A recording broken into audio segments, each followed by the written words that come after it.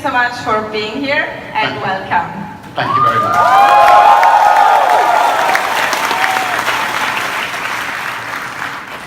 So, you are a very inspirational figure in this. I mean, British Airways, for instance, once decided to try to, as big companies do, to drive Virgin Atlantic, a small airline, out of business. And they went to extraordinary lengths to push us out of business.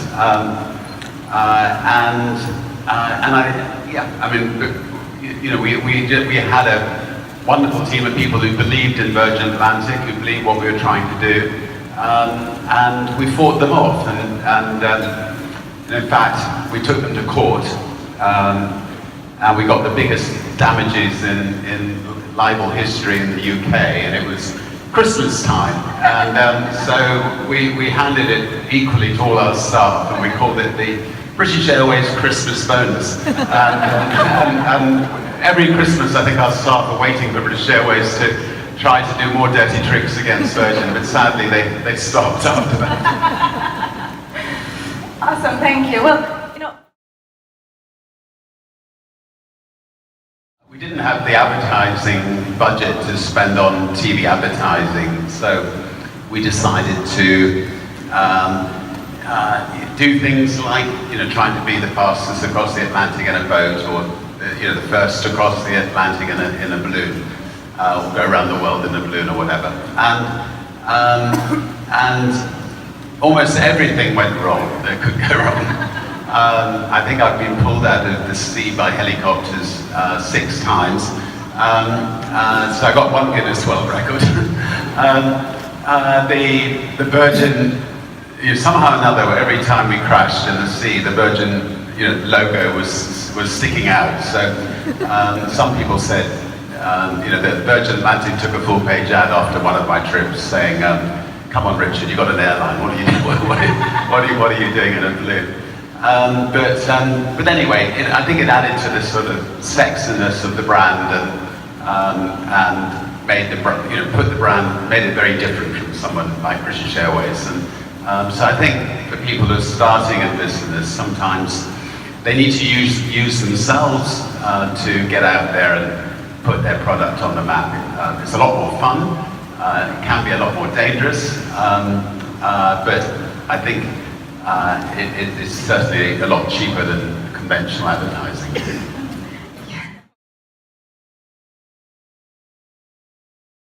Recognized globally as one of the most successful businessmen in history. How has mentorship played an important role in your growth and evolution in business?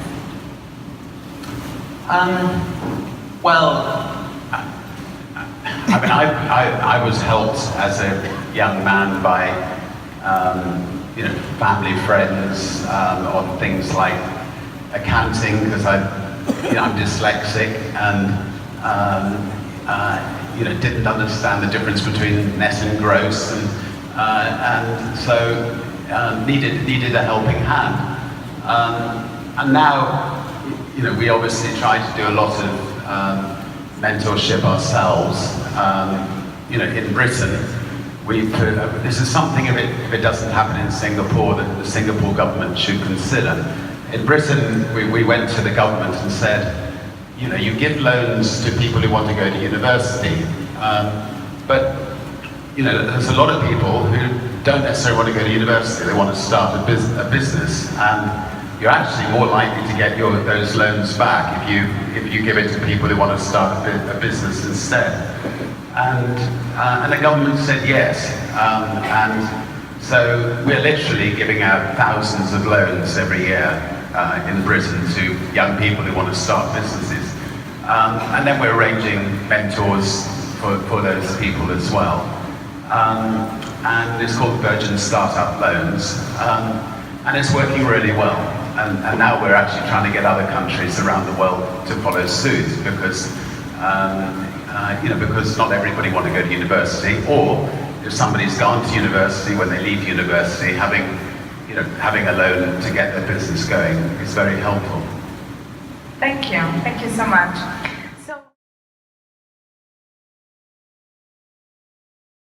is just to get on and do it.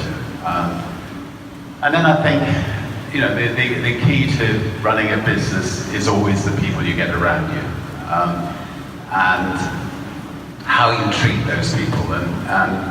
I mean, when I was very young, I said something bad about somebody. I was about 8 years old, and my mum sent me into the toilet and said, "You've got to look at the mirror for 10 minutes because it reflects so badly on you that you said something negative about someone."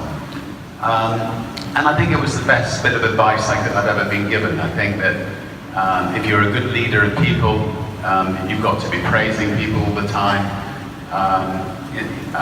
You've got to never criticize. If you water a plant flourishes. If you don't water a plant, it shrivels up. And the same applies to people. I mean, we just opened a new gym in the tallest building in Singapore, and I just been there. And the staff are vibrant. They're loving their work, and you spend at least half your life at work. So if you're not loving your job, there's something fundamentally wrong.